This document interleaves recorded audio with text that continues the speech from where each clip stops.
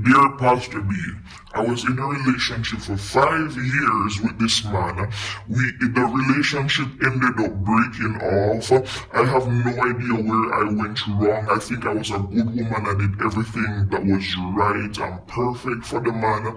We broke up in a matter of 1 year. 1 year he got married to someone else. Can you please tell me where I went wrong? I need help. I don't think I can ever date again. What did I do wrong? Hi, good morning. Okay, so awesome question. I love your question. But firstly, I am sorry. I empathize with you for the experience that you have had. I can't imagine being in a relationship for 5 years and it didn't work out. I understand how you feel. However, I want you to try to focus on the positives. Do not just sit and sulk in the negatives of that relationship, but try to find the positives. Is it that God saved you from a lifetime of struggle, a lifetime of a poor marriage, a bad marriage, being treated badly? Is it that God pulled you from something? So I need you to find the positives in this experience that you went through. Also, you did ask, what is it that you did not do right? Oftentimes people would say, do not try to dwell on the negatives. Oftentimes people will say, do not dwell on the negatives. But in this case, because you asked, what is it that you did not do right? Or is there something that you could have done better based on the part of the recording that I played? If you are going to go down the road to check what is it that you did not do or what is it that you could have done better, these are some of the things that you can evaluate on moving into your next relationship.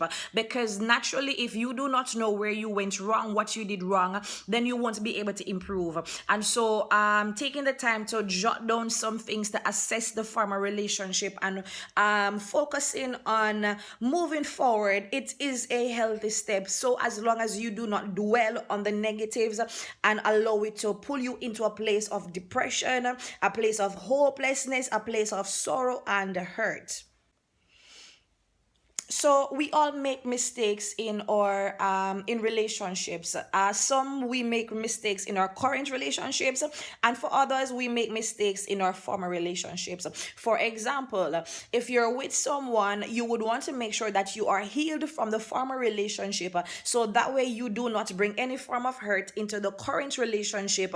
Whereas you would begin to compare this relationship with the previous person, or you try to make the current person as the last relationship that you were out of. If you are over it, you're over it, and by saying this, you now need to move on. The second thing is, oftentimes we treat these men as though we treat these boyfriends and some of these boys as though they are husbands. Right, so we treat these boys, these little boys, these men as though they're husbands when they're actually not. So if he did not put a ring on your finger, if you're not married, let me go all the way back. If he put a ring on your finger and you are engaged, you are still not a wife, and so there are certain things that you still do not do. There are certain things that he will still have to do for himself, such as washing, such as there are just certain household things that you just don't do because you're not a wife. No, I'm not saying that the cases may not come up where you can't help such a person, especially if he is sick or something of that sort. But at the same time, you would want to be careful of doing this man's laundry, washing his undergarments, cooking for him every day, cleaning his house. You're doing wife stuff and you ain't a wife. So these are some of the things you would want to take into consideration. These are some of the things you would want to take into consideration. Um, Doing wifely duties before you become a wife. When you begin to do these things, he doesn't see the need or the urgency or that great desire or demand to make you a wife, because you're already doing these things. And so when you give away the milk for free, then the man or whoever it is, they're not going to want to buy it. It's the same thing as not buying any puss in any bag. If you give him the goods, he's not going to want to pay for it. So sometimes you have to let them wait. I'm not saying this is what you did in your relationship. I'm just putting some pointers out there, so that way you can reevaluate more. There's certain red lights that we run through. We don't stop at these red lights, and we brush it over, and we say, okay, people do change. I'm not perfect. Maybe he will change. Listen, sometimes these grown men do not change. Sometimes these grown men, they simply do not change. Do not wait for people to change. Unless God has given you a sign, or God has spoken to you audibly and say to you that this is the man or the woman that I have for you, do not ignore the red flags. Do not run through the stop lights. If there are certain things that you see, address it. Do not ignore them. Address it. I believe for every one of us, when we get into relationships, there are certain red flags that we see pop up that we oftentimes ignore. So I'm just telling you, moving into your next relationship, do not ignore these red flags. After 5 years, you must have seen something that has caused a glitch or an itch somewhere in your spirit that made you become a bit concerned. So for me, I don't think there's any way that you could have gone through 5 years without finding something that or seeing something. There must have been some form of a nudge in your spirit.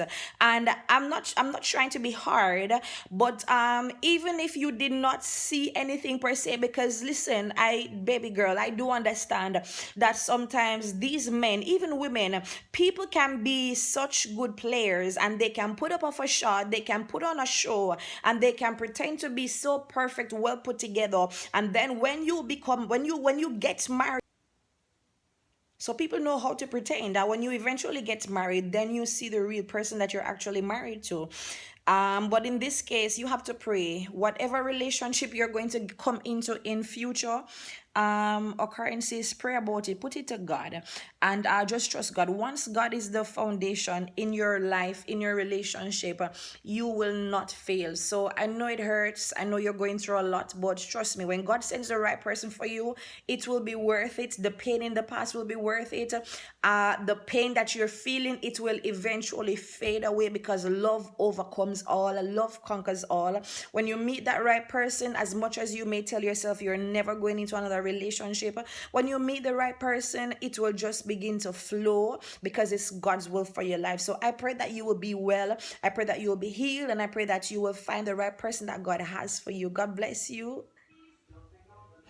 So if you have a question, or you have something that you're concerned about, you don't have the answers, you need someone to answer your questions, or if you know someone that's going through something, they're afraid to ask, you can send in an anonymous tip or question, asking your questions, and I will be more than happy to answer. I will definitely make sure that it is confidential. The name will not be there. If you send a photos will not be there. But I want to help as many persons as I may. So if you have any form of questions, concerns, whatever it is, feel free to send me an email or send me a message. I will do a video and I will answer your questions to the best of my ability.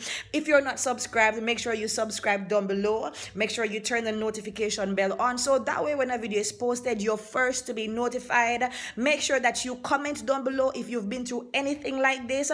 If you also have any advice for the person asking the questions, feel free, keep it godly, comment in the comment section. Let's have a discussion. God bless you.